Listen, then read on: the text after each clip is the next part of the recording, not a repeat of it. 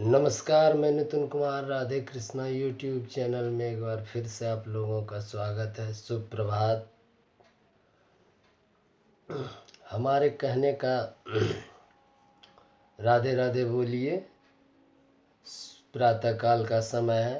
प्रातःकाल स्मरणीय श्री गौरी सुता गणपति रिद्धि सिद्धि के स्वामी महादेव के दुलारे पार्वती के प्यारे श्री गणाध्यक्ष श्री गणेश जी को सादर अभिवादन नमस्कार प्रणाम के साथ दिन की शुरुआत करते हैं। हमारा पिछला जो प्रसंग था वह बसंत पंचमी पर ही था। हमारे कहने का आशय है, तात्पर्य है कि बसंत पंचमी ऋतुओं में वह ऋतु है जो मतलब सृष्टि का सूचक है। कहने का तात्पर्य है कि जिस प्रकार से सृजन का सूचक है, बसंत ऋतु के आगमन में बसंत ऋतु के ही आगमन में कहने का अर्थ है कि मौसम का जो परिवर्तन होता है, मन शरद ऋतु समाप्त होती है और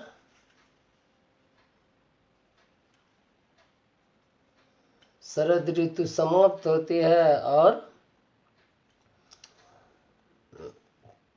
मतलब कि बसंत के आगमन पर आसपास के जो भी वातावरण है धीरे धीरे उसमें गर्मी आने लगती है और गर्मी के साथ साथ जैसे पेड़ पौधों में फलदार जो वृक्ष हैं उसमें मंजर आने लगते हैं। और इसी माह में कहने का तात्पर्य है हमारा कि इसी माह में बोलिए राधे राधे प्राकृतिक और पुरुष का मिलन होता है। कहने का तात्पर्य है धरती आकाश के मिलन से सृष्टि में नई सृजनात्मक कार्य होते हैं। जिस प्रकार से अभी जो गेहूँ चने सरसों वगैरह वगैरह सभी बोए हुए हैं, उन सभी में बीज बनने का कार्य इसी माह में होता है। और फिर पशु पक्षी जीव जंतु जितने भी हैं सभी इस सृजनात्मक माह में ही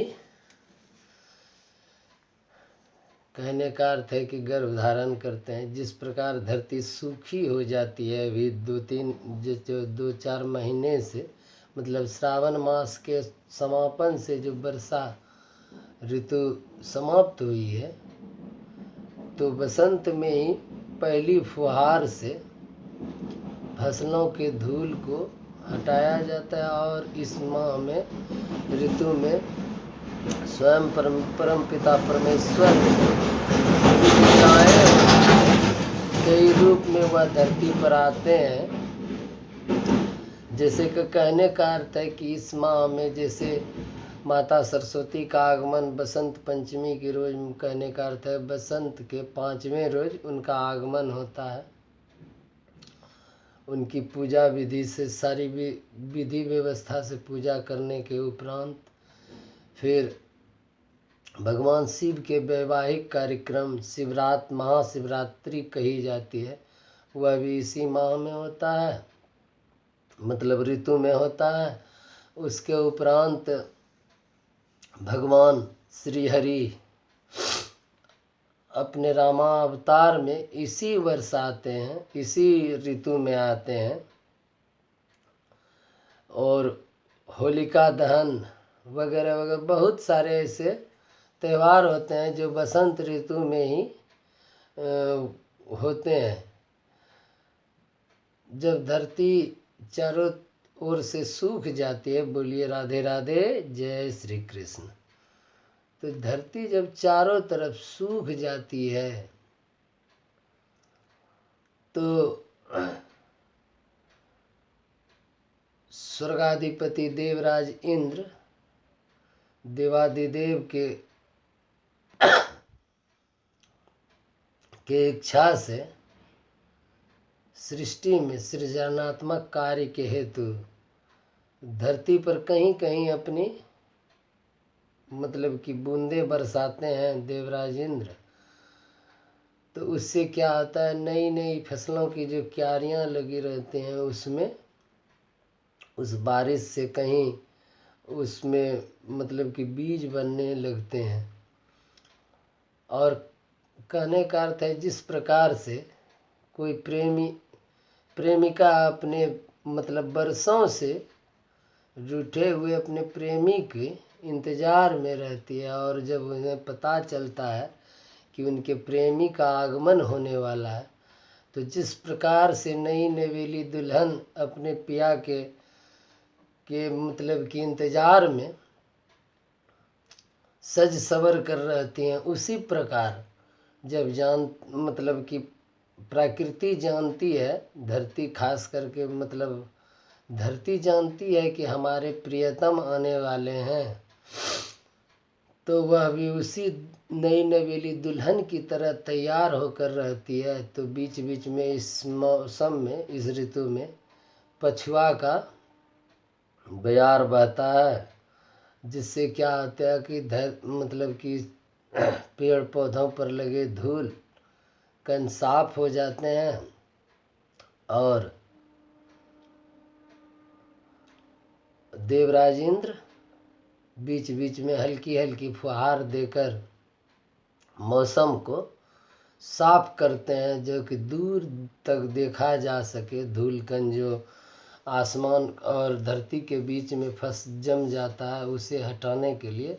और ख़ास करके पेड़ पौधों की पत्तियों से मतलब कि सूर्य का प्रकाश संश्लेषण हो सके, इस लेकर बारिश की जो बूंदें पड़ती हैं उससे पेड़ पौधे के पत्ते धुल जाते हैं, और पतझड़ का जो मौसम जाता है तो नए नए पत्ते पेड़ में, नए पत्ते, उसके बाद उस पर नई नई फल की डालियां लगने लगती हैं।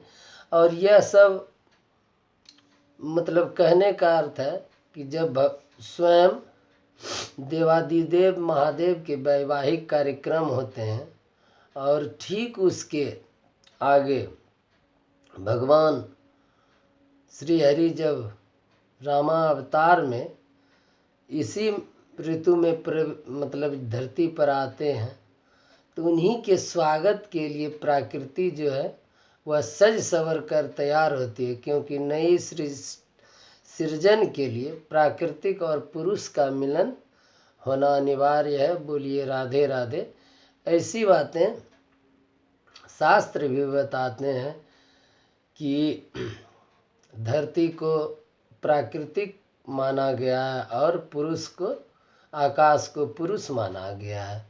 यह शिव महापुराण में भी शिव और शिवा के रूप में है। जब वह काशी की स्थापना करते हैं तो उस समय अपनी सृष्टि में ऐसा दिखाते हैं। तो बोलिए राधे राधे। तो हमारे कहने का तात्पर्य है कि यह माँ जो है, और इस लेकर हमारे देश, हमारे हिंदुस्तान में इसे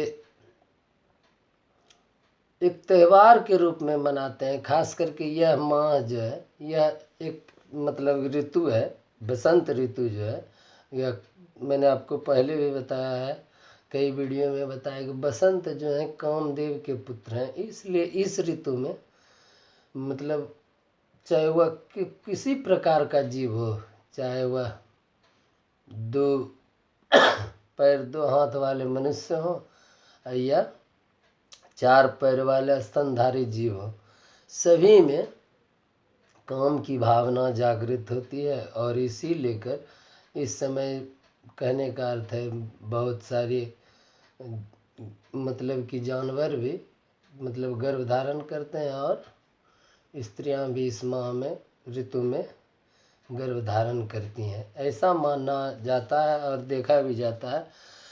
तो हमारे कहने, क्योंकि ये जो है अभी दिन में हल्की हल्की गर्मी आने लगती है और रात्रि में ठंडी रहती है, जिसके कारण सृष्टि का सृजन होता है। ऐसी शास्त्रों में लिखी बातें हैं, मैं स्वयं नहीं कहता। बोलिए राधे राधे। तो हमारे कहने का तात्पर्य यह है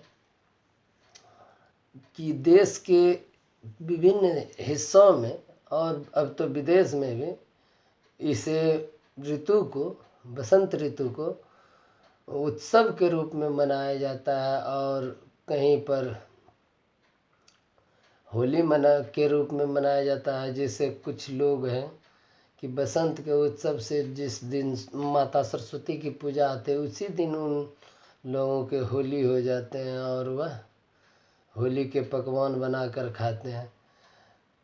और इसी दिन से मतलब कि गांव घर में, शहर में तो ऐसे नहीं अब होता है, फिर भी शहर में मंदिरों में होली का कार्यक्रम होने लगता है कई जगहों पर।